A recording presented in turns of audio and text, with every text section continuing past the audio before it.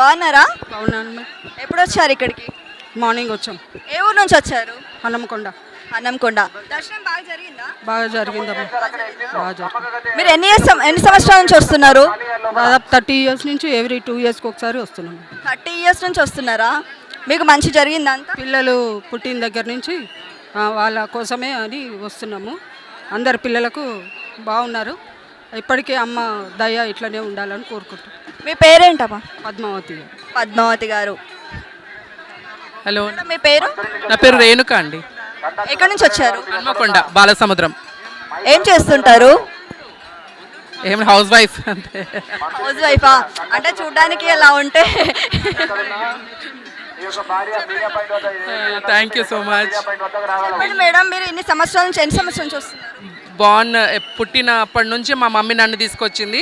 నా పెళ్ళైనాక నా పిల్లల ఎత్తు నేను తీసుకొస్తున్నా. ప్రతి 2 ఇయర్స్కి ఒకసారి మా నలుగురు ఎత్తు నేను మా కొంగు బంగారం ఇస్తూనే ఉంటాను. మాకు అది ఏదో ఒకటి పాజిటివ్ వైబ్స్ ఉంటాయి. మాకు ఏదో ఒకటి మంచి జరుగుతుంది ప్రతిసారి.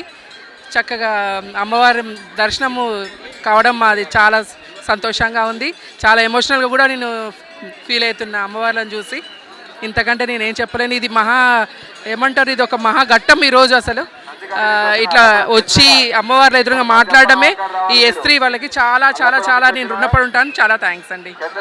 మీ పాప? మా పాప ఏం చేస్తుంటారు? నేను ఎంటెక్ చదువుతున్నా అండి. ఫస్ట్ టైం రావడం? లేదు, పుట్టినప్పటి నుంచి వస్తూనే ఉన్నాను. నేను చిన్నప్పటి నుంచి వస్తున్నావా? ఏం మొక్కుకున్నావు? మంచి సెటిల్ అవ్వాలి, మంచి జాబ్ రావాలి అని మొక్కుకున్నాను. ఏం చదువుతున్నావమ్మా నువ్వు? ఎంటెక్ చేస్తున్నాను.